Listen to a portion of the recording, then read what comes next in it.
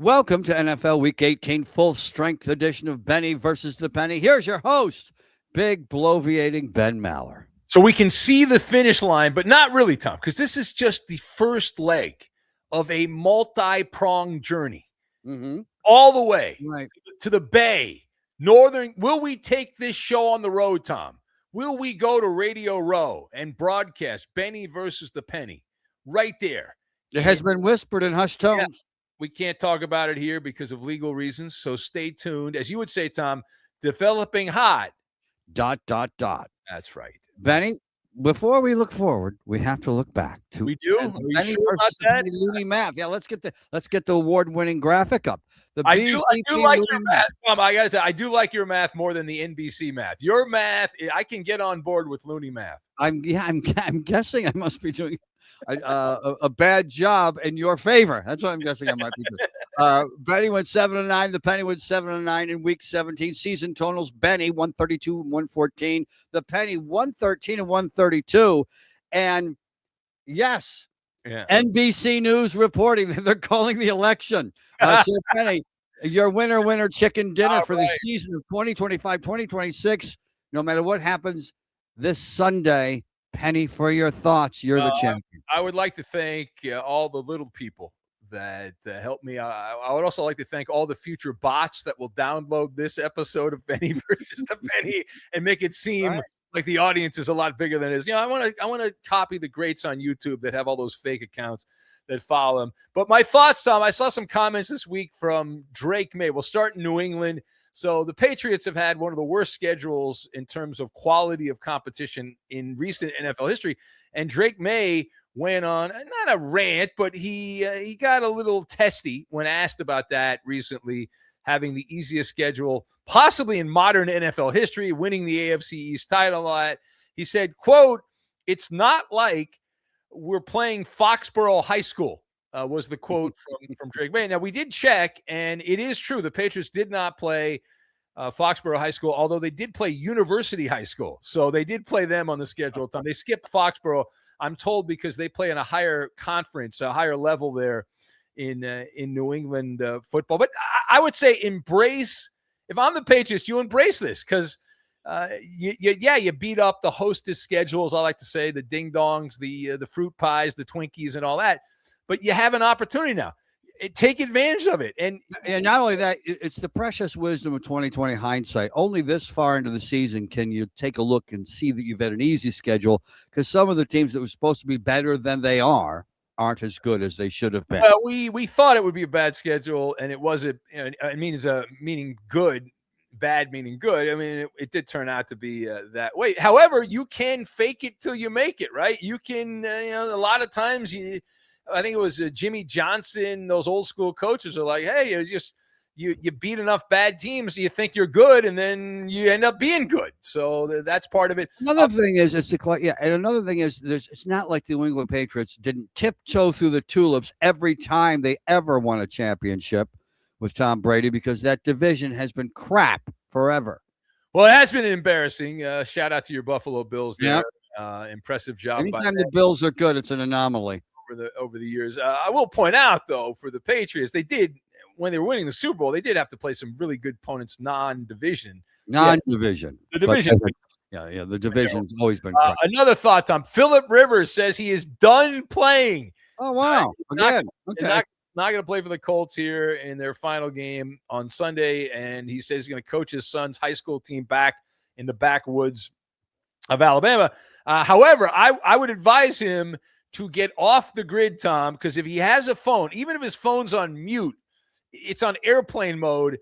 He played well enough, not great, but he played well enough where, next season, if Patrick Mahomes or Josh Allen or Joe Burrow, one of those guys gets hurt, he's going to get calls. People are going to text him. They're going to call Phillip Rivers, say, hey, how would you like to come play quarterback for whoever it is if it's late in the year? And then a stat that I thought was great. I'm not a big stat guy, Tom, but punts are at an all-time low in the NFL this season. Good. And I say bravo. NFL teams are averaging 3.5 punts per game. Oh, my God. I'm so happy. That number is skewed by teams like the Jets and some of these crappy teams that punt all the time. And I fully support this, Tom. However, I would like to point out that when I coach an NFL team someday, and it might even be next month, I might get hired as an NFL coach here when they start hiring new coaches in February or late January, the month we're in. Here's the thing. There was this lost art. When I was a little kid, I remember hearing you on the radio talk about the coffin corner punt. Coffin corner.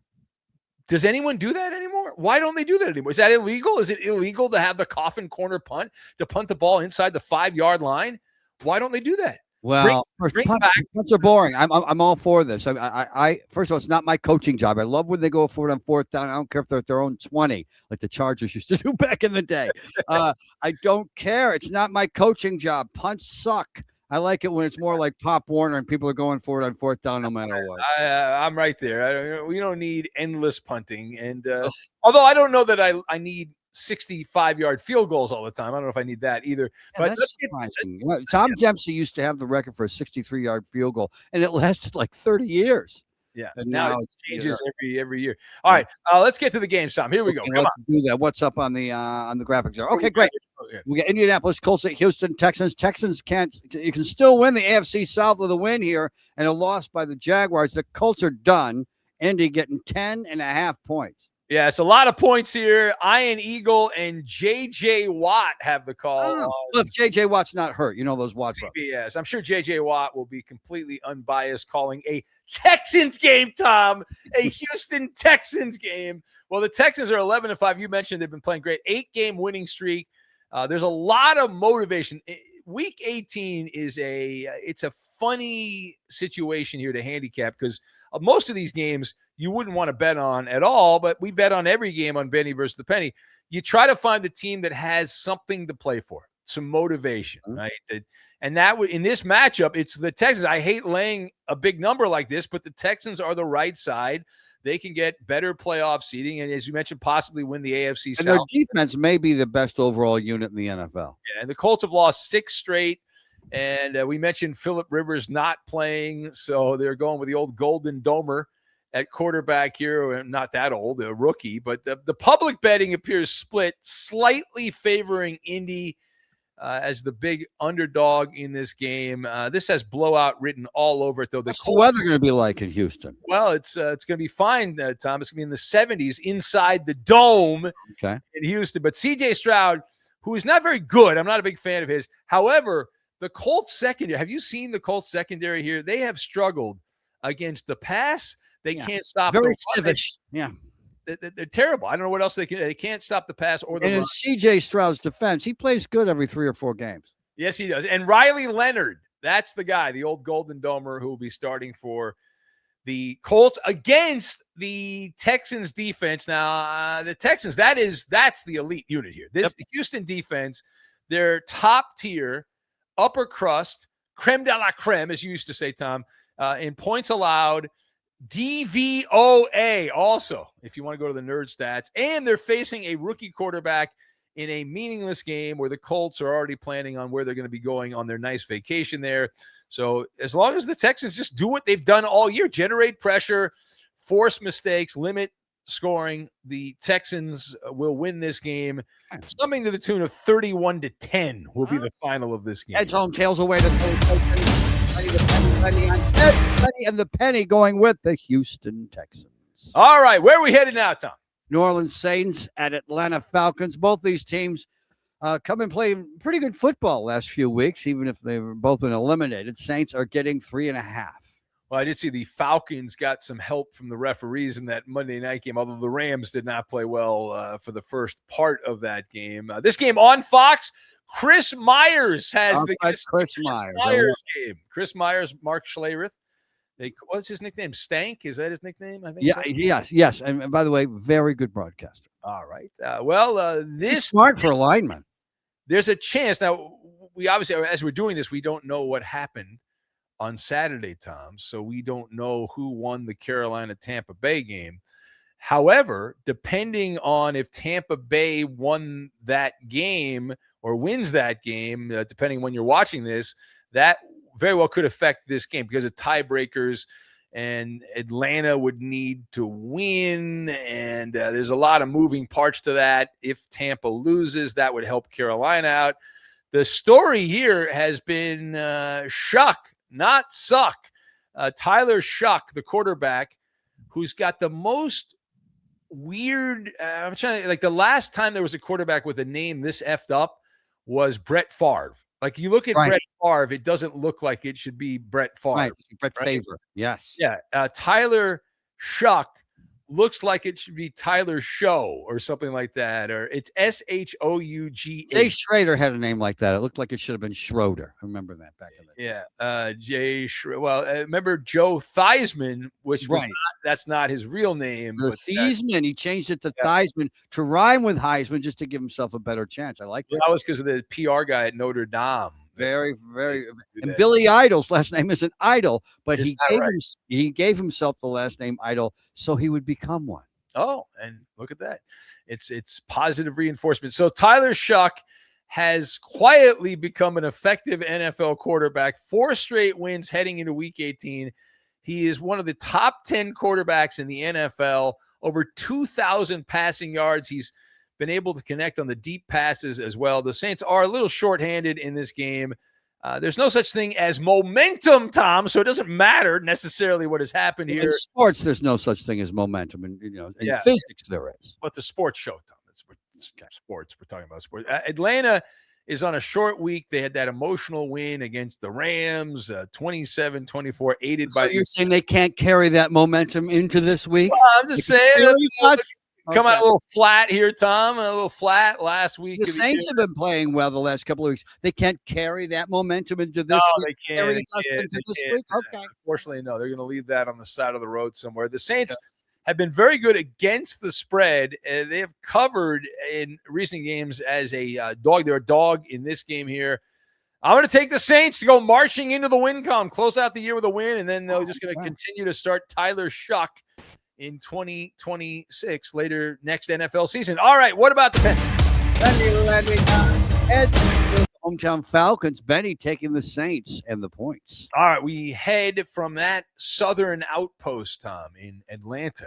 We go to Jacksonville, Florida. Not that far away, Tom. Not that far away. If the Jaguars win this one, they're going to get the AFC South. They'll be the AFC South undisputed champions. Titans would love to ruin that party, but it's not about wins and losses. It's about who is going to cover, and the Titans are getting 12.5 points here, Ben. Yeah, it's a big number, divisional game. I've gone away from the tenets of Benny versus the Penny too often this year. I'm going to go back to it on this game. This is the Fox game. Adam Amin and Drew Brees have the call. So you're going to go with the Maller mantra here. There's the Maller mantra up on there it is. A nice graphic package. Look at that. So I'm going to take the Tennessee Titans in this game. Jacksonville is the only team in the NFL to not allow any player to run for 75 or more yards in a single game this season. Now, that's the kind of stat, Tom, that in the playoffs, somebody will go run for 200 yards against them, right? That's right. Yep. It won't happen here. This game has backdoor cover potential all over it. Watch out. Garbage time. Jacksonville's expected to play their starters early in the game. However, they're going to take them out. So you're going to have a lot of handy-down players, backups playing. Tennessee, while they're not good, they still suck. They are good, at least gambling-wise. The last 8 games, they're 5-3 against the spread. They've shown a little bit of fight. Cam Ward has actually shown some improvement here. Yes. Multiple touchdown passes in recent games. And, again, I'm counting on this game, Jacksonville coming out, having a big lead. 12.5 is a massive number. So, and you start putting the backups in there. There's a few turnovers and whatnot. I'm going to take the Tennessee Titans on the road here, plus the 12.5, Tom. Okay, we'll see what the Penny says there. Head to the home team. Benny taking the Titans and the points. All right, where to now, Tom? We are going to La La Land beneath the shadow of the Hollywood sign. Hollywood shaping values for generations to come. Arizona Cardinals at the Los Angeles Rams, the team of your youth. Rams will play their starters after losing 2 straight. And the Cards don't play a lick of defense. Arizona getting 7. Yeah, so this game in the hood in Inglewood, Just no good. Yeah, just adjacent to LAX. They had to put this stadium in the ground, Tom, because the planes fly right over. It's like Shea Stadium used to be in New York, or Citi Field is now, where they fly into LaGuardia. Well, LAX is the big airport, obviously, in LA. Kenny Albert, friend of everybody. Kenny Albert and Jonathan Vilma have the call here on Fox. Now, I'm noticing in our award-winning graphics department here, we have 7.5 up on the graphic. Is it 7 or 7.5? It's 7. Okay. We'll have them spruce that up. Okay. All right. Temps in the 60s, rain likely. It never rains in LA, Tom. What's up with that? It never rains in LA. It's raining. But when it does, it pours. But don't worry, it's a fake dome. Like everything else in LA, it's fake, which means there's a roof on it. It'll still leak on the sides. So yes, and people will slip and fall because the concrete's very wet, and that's what happened. The Rams, you want the more motivated team. The Rams are the more motivated team here. Bounce back. They've lost back-to-back games after Puka Nacua ripped the NFL officials. Conveniently, the calls went against the Rams. I'm sure that's just a coinky-dink, Tom. There's no grand conspiracy that it just coincided with Puka Nacua pointing out the incompetence of the officials trying to get on television. And then both games after that, the officials' calls went in favor of the other. Your amazing catches don't count. It's pretty wild. You've got Sean McVay confirming the starters are going to play, including Matthew Stafford. He's going to play a significant amount of time here. The Cardinals, you talk about the definition of a team that is just terrible. Cardinals are 3-13, 8-game losing streak, battered by injuries, and playing out a lost season. Now, since Jacoby Brissett was named the full-time starter for the Cardinals, they've played 8 games, Tom. They've lost all 8. Straight up, they've lost all 8. They've covered. There are certain teams in the NFL, like in the NBA, you'll have certain teams that don't matter. Yeah. Well, in the NBA, you'll have in the NBA, let's say you'll have the Clippers. And that's the New Orleans Pelicans, Tom, not the Clippers. As well as the Orleans. And then in the NFL, you've got the Clippers win, you get triggered by the Clippers. You do. I know you. When the Clippers win. Yeah, that means I'm seldom triggered. They're hot, by the way. The Clips are back. They found themselves here lately. And then in the NFL, you have the Arizona Cardinals. It's just like if you have a favorite college player and they go to the Cardinals, it's like, okay, I'll never see him play again. Oh, yeah. Actually, I was just in Phoenix, and you wouldn't even know the Cardinals played there. There's nothing going on. If you're on the Nile River or in the pyramids in Egypt or the pyramids in Oaxaca, you might see somebody with a hat on that says LA Dodgers or Chicago Bulls jersey. You won't see a Cardinals jersey. No, it's very, very hard to find one of those things. But the crystal ball here, the Maller crystal ball, which is never wrong, Tom. I'm never wrong about these things. The Sean McVay offense taking advantage of the very soft secondary, no pass rush for the Cardinals. Blowout. This is a blowout city here. I'm gonna lay the points. Arizona's roster not good to start with. Now they've got Marvin Harrison Jr. He's out. Multiple offensive linemen, multiple defensive linemen, either injured or likely going to play or not play. So, and Sean McVay in his coaching career has played against the Cardinals. I think it's 18 games. He's 13-4-1 against the spread.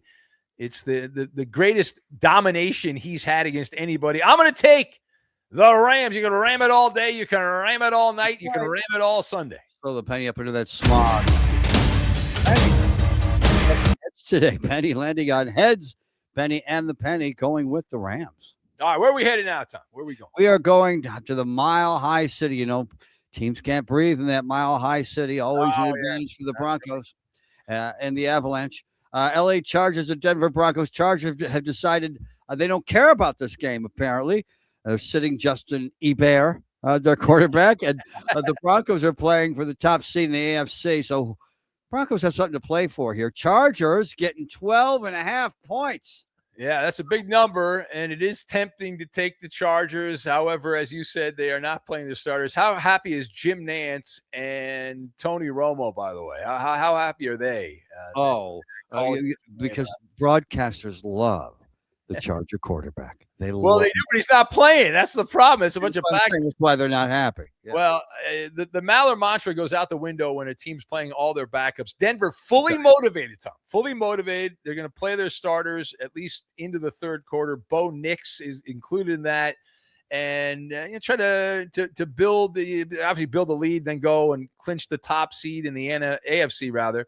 And the Chargers, as you said, they're not playing their guys. Their key players are not going to play. The Broncos 7-1 at Mile High this season, as it's all because, as you said, the altitude. My life, the Rockies, Nuggets, the Broncos, the Avalanche, they win every championship because no one can go in and win a game. And Mile High. I know you're being sarcastic. However, all of those franchises over the years win nearly 75% of their games at home. Unfortunately, for those other teams you mentioned, they lose 75%. Wow, that is a problem there. And listen, Denver has shown the ability to pull away against lesser competition. The Charger backups are lesser competition. This has classic Week 18 blowout written all over it here. The Broncos should win this game, something to the tune of 38-6. And the penny picks. Good luck to Trey Lance. Okay, I'm feeling. Again, there we go. What's going on? Let's flip that again. All right, what's wrong with it? Come on. There was a technical snafu. It wasn't me. It was somebody in the front. Benny landing on tails, taking the Chargers and the points. Benny going with the hometown Broncos in that Mile High air. All right, we are lean and mean, Tom. Where are we headed now? We are headed to Baltimore Ravens at the Pittsburgh Steelers. This is for the divisional title and a berth in the playoffs. Total loser goes home. Pittsburgh getting 3.5 points. Yeah, this is a true elimination situation, elimination game. The loser will be home for the rest of January. The Ravens are going to be playing, as far as we know, Lamar Jackson. He looked good, according to John Harbaugh. If you believe him, very optimistic. The Ravens coach. He's trending towards playing after missing Week 17, where the Ravens actually got it done. So if Lamar does play and is somewhat healthy here, which we're going to assume as we are doing Benny versus the Penny, I am going to do something I rarely do, Tom. I'm taking the Baltimore Ravens. Unbelievable. The real reason I'm taking the Ravens here is the Steelers are a mess. It's more of a bet against the Steelers than it is on the Ravens. The Steelers missing DK Metcalf because he was offended by a guy with a blue wig on at the Lions game. So he's suspended. He's out. And he's the one legit playmaker the Steelers have on offense. You've got Aaron Rodgers, who has been struggling in the red zone here. Just the Steelers are able to get the ball. What's your name? I don't care if he's struggling. Well, he's able to get the ball into the red zone, but they don't get touchdowns. And last week they had all kinds of issues in that area. He's checked down Charlie these days. The big tight end Darnell Washington is out. There's offensive line issues. I go on and on. Baltimore's defense, they were so bad early in the year. They're not that bad. Well, they're so bad, Tom. They were in the bottom 5 in the NFL, but not anymore. They played better here. And so Aaron Rodgers has made some mistakes in recent weeks. I'm going to take the Ravens to take the win here. I know they're favored by a few points on the road. That Steeler team is such a hot mess.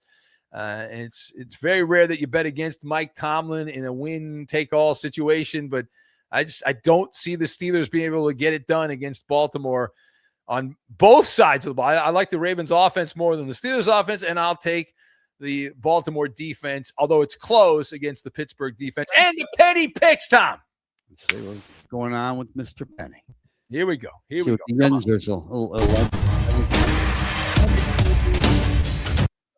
Penny landing on tails. Penny, going with Big Ben Maller. All right. And taking the visitors with the Yinzers aren't going to be happy about that. Taking the visitors and the Baltimore Ravens. Breaking news, Big Ben. We've got Christmas leftovers. Some stale Christmas leftovers straight ahead. But first, sell the soap. Yeah, so this show it's a product of love. It's a labor of love, Tom. Benny versus the Penny. It started on radio and went to the podcast, then it went to television for a couple of years. Now we're globally here, but we don't have major venture capital, Tom. We don't have corporate funding behind it. It certainly looks like we have corporate funding based on the quality of the content, but we don't have that. So we need this. We need you is what we need. And I was just reading a story the other day because this is what a loser I am, that Trader Joe's. Are you a fan of Trader Joe's? Oh my God, yes. Yes. You know how much money Trader Joe's spends on advertising per year, Tom? Oh, I've heard not very much. How about zero? They don't. The whole business model for Trader Joe's is word of mouth. They said the most valuable advertising is word of mouth.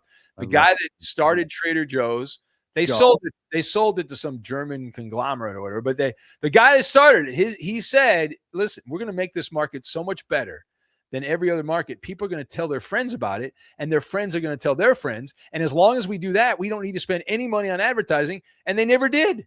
And so that's our mantra. We don't have any advertising budget, Tom. It's you telling somebody else to watch Benny versus the Penny. We thank you in advance. I thank you in advance. Okay, let's go to some of the Christmas leftovers, Big Ben. We have New York Jets at Buffalo Bills. Jets getting 7. Yeah, so Buffalo playing backups in this game, which is shocking. Their backups are better than the Jets starters. This is historic. Aaron Glenn, what a job Aaron Glenn's done with the Jets. He's likely going to get fired, one and done, in the month of December. I know we're in January now, but in the month of December, the Jets were outscored by 107 total points. That sounds pretty bad, doesn't it, Tom? Yes, it does. That is the worst December by point differential for any NFL team in history. They had the worst month of December, outscored by 107 points. That's 1 point worse than the 1960 Chicago Bears back in the day. And so, I'm going to take the Buffalo backups as a 7-point favorite. That's how bad the Jets are. That's how terrible they are. I'm going to take the Bills backups. In a programming note, Ben, in order to save time for our affiliates worldwide and down the line before the show, our Penny flipped over the Christmas leftovers in order to keep the show moving along. Penny landing on heads and also taking the Bills in this game. Detroit Lions at Chicago Bears. Bears are playing for seeding. Lions looking for vacation spots. Well, the Lions punked the Bears earlier this year, so the Bears are going to treat the Lions like an all-you-can-eat buffet here in Week 18, Tom. They'll be gnawing through Detroit's failed playoff dreams. And Chicago, they're going to feast on the Lions here. They're going to lick the bones clean and ask for more. So I'm going to take the Bears. And they look better every week. Penny landed on tails in this case. Penny going with the Lions. They lose against the 49ers on Monday. But they look great. Cleveland Browns. This is a good loss. Cleveland Browns and Cincinnati Bengals. The Maller mantra here or no? No, I'm gonna go. Well, you know what? I think I am gonna go that way, Tom. I think I'm gonna go that way. You know what? I'm going to take the Cleveland Browns. The Browns are getting the Myles Garrett sack chase bump here. So I'm going to take the Brownies here and the kryptonite for Joe Burrow. I know the Bengals have been playing pretty well here late in the season, these meaningless games. But Joe Burrow's had all kinds of issues with the Browns. I know this game's in Cincinnati. Yep.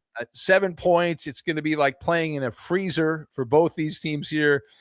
Good luck. I'll take the Browns plus the point. Penny also took the Browns and the points. Kansas City Chiefs at the Raiders. The greatness of the Raiders. Raiders need to lose. They're getting 5.5 points. All right, so an outright loss this week against the Chiefs means that the Raiders will get the number 1 pick in the NFL draft. They can't screw this up, can they? They can't, right? They probably they can't run a play, so they won't screw this up. From what I've heard, the Raiders have strategically asked certain players to not play who could actually help them win the game. One of them famously last week went out and played basketball. Max Crosby, proving that he was perfectly fine. But anyway, listen. Any chance I get to bet against Geno Smith? I mentioned last week. This Chiefs quarterback is horrific, but the Chiefs defense is not, Tom. You've got one team that doesn't really care, the Chiefs, and another team that's actively trying to lose. Geno Smith, by the way, good old Geno, has the most against the spread losses without a win in week 17 and 18 as a favorite since 2003. Oh, wow. So he's been the worst quarterback in the NFL over the last generation as a favorite week 17, week 18. So you and the Penny also taking the Chiefs? I'm taking the Chiefs. Where are we going? Okay, Green Bay Packers, Minnesota Vikings. Packers locked into that 7 spot. The Vikings are halfway to Puerto Vallarta. Green Bay getting 6.5. Yeah, so this is another game. Cheesehead backups versus Vikings starters here. I'm going to take the starters for Minnesota. Someone named Clayton Tune, who I think played for the Cardinals. I remember that name. Let me Google Clayton Tune. Yeah, he's not good. Not good. Packers, check this out. This is the worst Green Bay team for gamblers in a generation plus. The Packers are 6-10 against the spread entering Week 17. This is my fun fact, Tom. This is the first time Green Bay has had 10 or more against the spread losses going back since 1997. That was back when they only played 16 games. And so it's been a while. Add another one.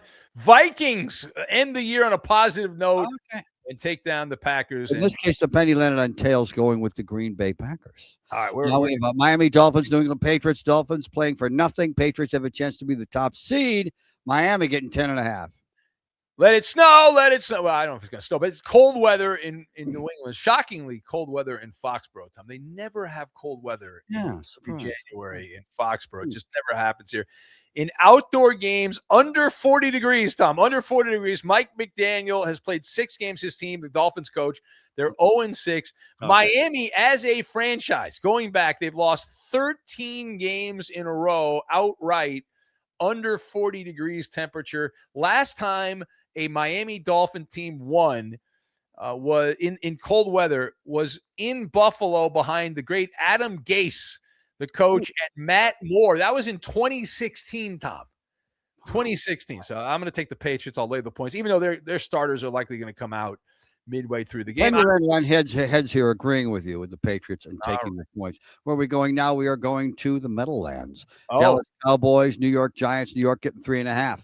Yeah, so the Giants, they ruined everything. They beat the Raiders last week, and so they spoiled the number one pick. There's still a chance if the Raiders were to win, Tom, they could still end up getting the number one pick if some other things happen here. The Cowboys planning their nice vacation. There's some internal stuff going on with Dallas. This is too many points. Both teams will be playing backups by the second half. I'll take the Giants backups against the Cowboy backups, getting 5.5. Okay, Penny landed on tails in this case, going with the boys. Washington Commanders at Philadelphia Eagles. Eagles playing for a possible number 2 seed here, Ben. Commanders playing for nothing. Yeah, so the Commanders is the pick. The Phillies playing the Eagles are playing their backups in this game, and Josh Johnson, the starting quarterback for the Commanders, is not very good. However, this line originally was 7 points. It went down to 3.5. I wish I had gotten it at 7. I would have liked that much more, but I'm still going to take the Commanders. Eagles just kind of playing things out here, resting up for the playoffs. Okay, Ben, you've got a number of nattering nabobs of NFL nuggets knocking around in your numbskull. Make it make sense. All right, so a couple of things, Tom. The first thing, Sean Payton went on a rant. He sounded like you, Tom. Sean Payton sounded like you. So the Bronco coach this week went on a rant about New Year's Eve. He said he's just not a New Year's Eve guy. He went on this long rant. He said, I didn't even know it was New Year's Eve, he said. This was on, I think, Wednesday of this past week. He said, I didn't even know it was New Year's Eve. He said, it's the most overrated holiday, he said. He didn't know, and he said players today don't drink that much, so he's not really worried about his players going out and drinking too much. So there was that. Well, you did know that Pope Gregory moved a New Year's from April 1st to January 1st. That's why anybody who celebrates it on April 1st is a fool. There you go. All right. Well, either way, that's like something you would say, Tom. I don't like New Year's Eve, but what is your most overrated holiday, Tom? Oh, it might be because New Year's Eve is for amateurs, and I was a professional partier since I was 13. So, and whenever those amateurs are out there throwing up on the bar, it's no good, and it's usually on New Year's Eve. By the way, Sean Payton, full of crap when he says he didn't know it was New Year's Eve. Come on. I mean, it happens a week after Christmas every year. And finally, Tom, lump of coal. Coaches have to know what day it is because they have games on Thursdays and Sundays. Exactly. Well, no lump of coal for the NFL. Yet again, the NFL proving they are matchup proof, Tom. They put absolute slop on television on Christmas, and it didn't matter. The NBA had all these big, sexy matchups, the razzle-dazzle, and the NFL put a bunch of turds on television, and still dominated. Netflix, the Christmas games average for Netflix, 23.7 million viewers were watching. That's what they claim. I'm a little skeptical about these online numbers, but that's what they're saying. They always like to bump the numbers up, Tom. It's kind of like podcast downloads or inflation. Podcast or in radio when we used to brag about how many affiliates we have. We have 700 affiliates. Yeah. Well, we do, although a lot of those affiliates, Tom, are in trailers. Far away. But anyway, so the NFL, 23.7 million viewers they claim on Netflix for those games. That's that, Tom. Enjoy the games. We will have a playoff edition, the wild card weekend Can't edition. wait.